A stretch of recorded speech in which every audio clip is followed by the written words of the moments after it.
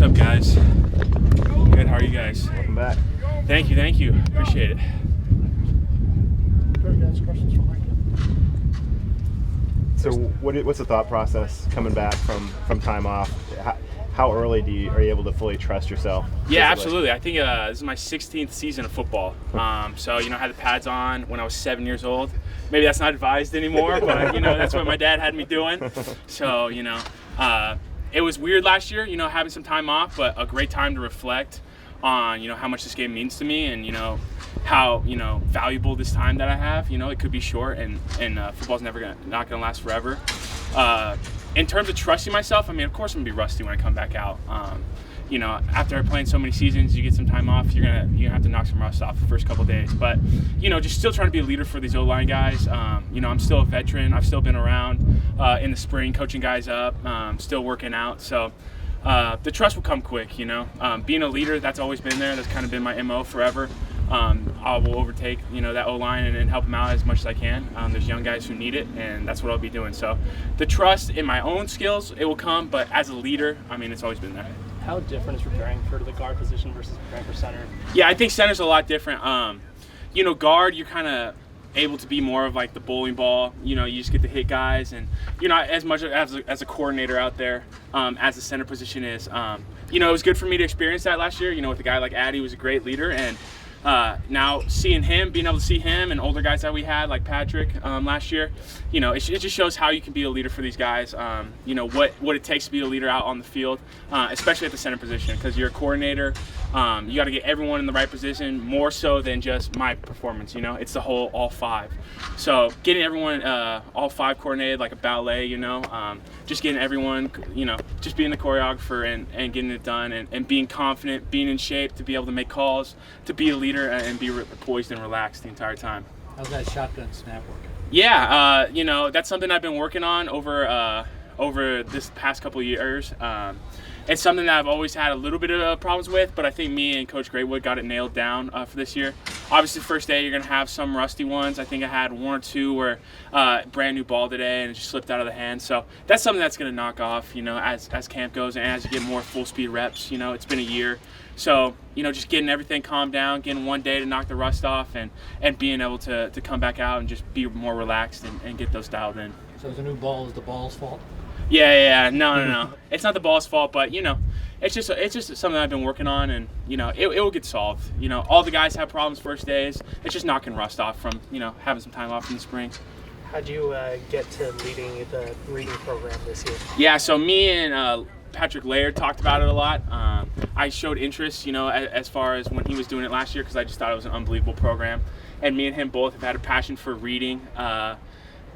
As we've been here and as we've talked about it. So it was just something I wanted to take over, and I just saw a huge need for, especially in this community, in the East Bay.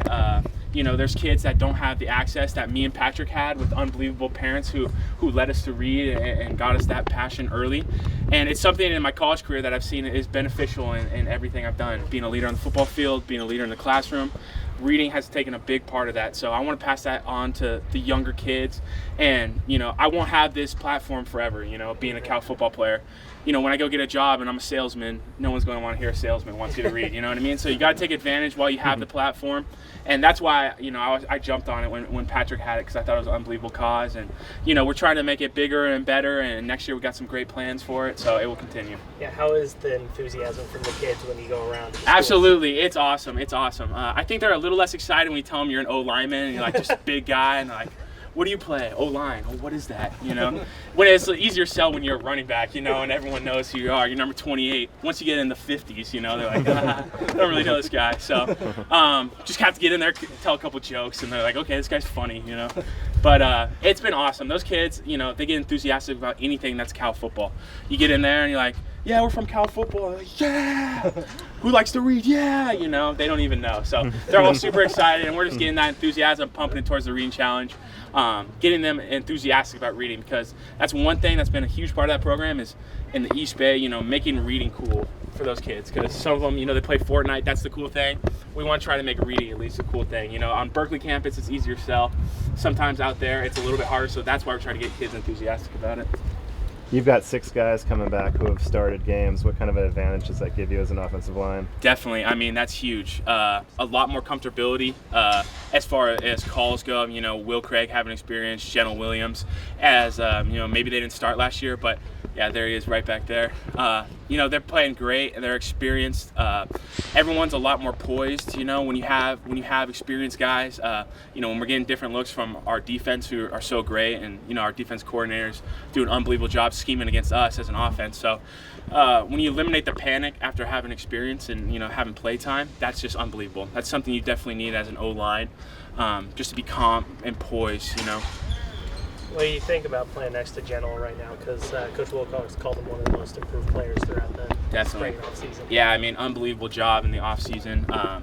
You know, we were racing every day on the speed stuff, me coming back from injury, and I think we were like kind of back and forth on who was winning what, but you know, we were talking about it all the time. I was, you know, talking some smack to him about it, but you know, he did an unbelievable job this offseason. I mean, body transformation, everything like that. Gaining weight, you know, that's been one of his things. He's at his number and he stays there consistently. He's been working really hard on it, and just being a leader. You know, that's something that we haven't seen from him yet, and that's a role that he's come into, you know, very confidently over the spring period. So that's been awesome. Just to have another guy out there who's poised, ready to go, athletic, you know, that's one word that comes to mind when you think about him. And yeah, we're very excited to have him. In camp and throughout the season, you're going to be practicing against this front seven. Right. Very, very strong as a whole. Right. What is it like, that advantage going up against these guys? Right. Unbelievable advantage, you know. In the Pac-12, you're going to get some tough defensive fronts, especially in that front seven. You know, as far as scheme goes, I mean, I think we're one of the top in the pack, if not the nation, of scheming against offenses, and the amount of different looks that we give.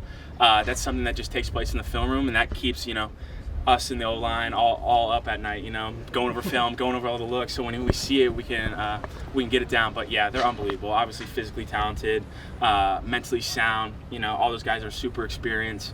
So they're always in the right spot and always going to give you a fight. So that's something that we definitely need over this fall camp period. That's something that, you know, we're going to have to fight with them and just, you know, learn how to play against the defense. Are there a couple of young guys that are standing out to get in the rotation? Yeah, I mean, as far as like specific names, there's, you know, Matt Cindric, obviously, Genel, you know, those were the young guys last year. Those are the names that come to mind. But, you know, even the freshmen that are coming in that are young have done an unbelievable job, just taking everything over, being confident. I think this was probably one of the best years that we've had as a freshman class as far as coming in mentally ready.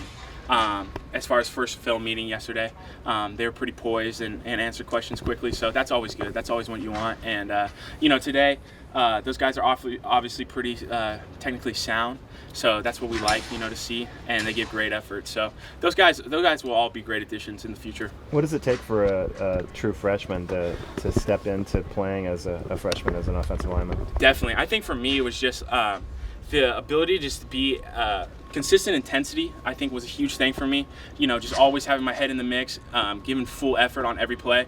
You know, in high school, the one transition that's very different is, you know, just the ability of defenders to be able to be rotated in and out and be fresh all the time. So it's very hard to be conditioned enough when you come in as a freshman to be able to go toe-to-toe with defenders all the time who are fresh, who, you know, might be more, you know, their body more developed than you.